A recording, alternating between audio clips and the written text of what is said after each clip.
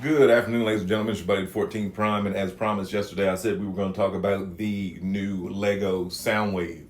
Yes, Lego Soundwave has been revealed.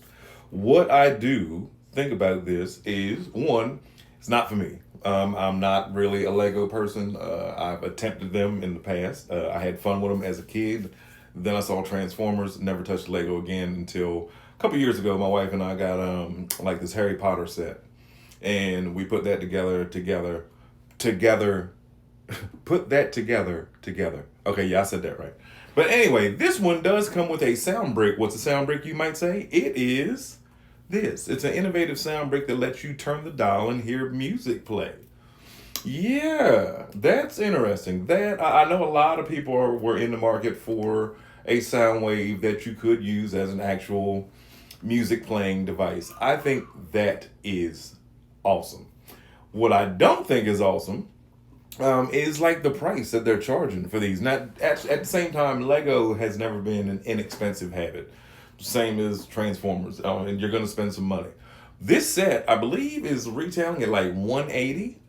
And which, I get it. If you're a Lego person, which there are a lot, there's a new Lego spot that opened in the town that I live in, not even a mile away. And the whole store is just Legos. You buy random pieces and little bits here and there. But anyway, there's definitely a market for it, obviously. But looking in the past, we got Lego Optimus before, which I'm guessing it must have sold well. A lot of people loved it. I saw it on clearance at Target recently, and even on clearance, it was like 120. And yes, these do transform. In case you were wondering, I guess you put it together and then you can transform it. That's some engineering. That I give them that. That's crazy. Being that we've had like other smaller transforming Lego sets in the past, and then you've got people that basically have done their own, which I think is also very intuitive, very awesome. If you have the time and the patience to paint your bricks, get stickers for your bricks, and print them out, and make these almost screen accurate models of these toys, that's awesome. And then we had Lego Bumblebee come out. Again, another incredibly looking toy, or Lego set, I should say. The vehicle mode, the robot modes, both of them are they look very fun. They do. And now, again, I'm speaking just for myself. It's just not for me.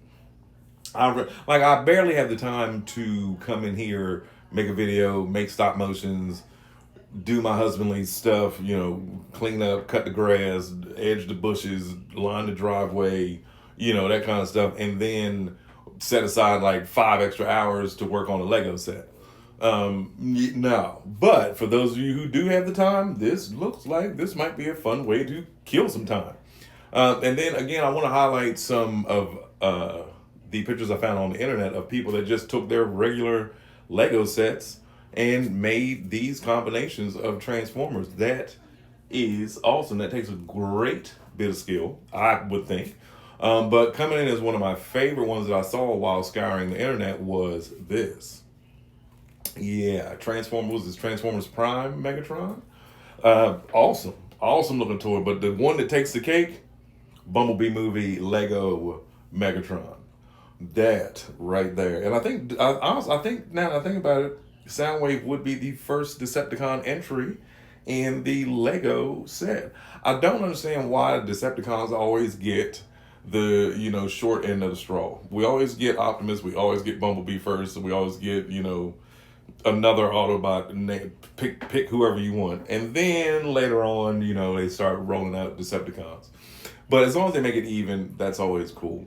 One of the things I always wanted to do, speaking of making it even, was actually like when my son was a lot younger. Shout out to him, by the way. I'm not going to tell you the name of the song, but a famous rapper just used my son's clip from Call of Duty and put it in his music video.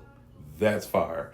Follow Glorilla on console. He's in my subscription list. That's my son. He loves Call of Duty. He will beat you in that and Madden. But the point is, in when he was younger, we used to have these little battles called wars, and we would either pick a side, and we would line up like Autobots on one side, Decepticons on the other side. We'd take rubber bands and shoot each other down. It was some of the greatest times in my memory. Well, every day with him was always awesome, but it was some of the greatest times and play times we ever had.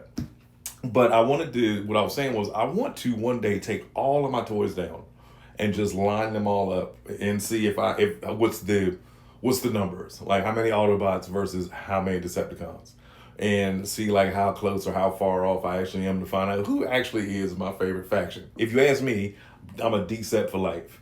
But then I gaze over at the Autobot side of my office and I'm like, well, there's quite a few of them in there too. They're just, but I don't know. Now that I sit here and actually look at all of it as a whole, I do kind of see, they seem like they're about even. They're about even.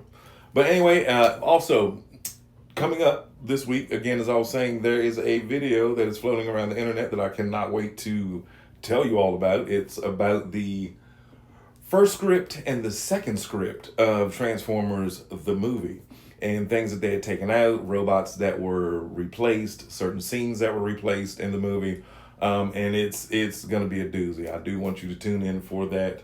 Hopefully you will. As far as the contest, I was able to total up all the robots in here and what I paid for every single thing in here, including posters and so forth and so on. If you missed the information about that, please watch yesterday's video entitled "Is This an Addiction?" About collecting. But yeah, go back to that video and find out. Like I said, you got to be subscribed and you have to be able to tell me, or whoever the closest is to the dollar amount of what was spent in my office will win Revenge of the Fallen Devastator. And it's the big version, not the Legends scale or whatever. It's the big version. So anyway, we will see who comes the closest will be the winner. Last thing I want to talk about. I made a video about the 84 line and or the rumored 84 line, as I said. A lot of people called it clickbait. A lot of people said whatever. We'll just sit back and see. But I was thinking that Hasbro should actually revisit. And a lot of people in the comments were no one in the comments said I was clickbaiting. It was some dummy. But there was another person that said, you know what, they should just repaint everybody to cartoon accuracy, like basically give everybody light blue windshields. You know what I mean? Go ahead, give us that Power Glide seat spray that y'all have been promising, and just the obscure characters that they had skipped or that they had missed over the past couple of years. Or even if you were on screen once in the episodes, that would be amazing. And that is what I was basically trying to say in the video, was that if they do an 84 line, that would be awesome for them to do to people we never saw. That's it. It's your buddy, the 14th Prime.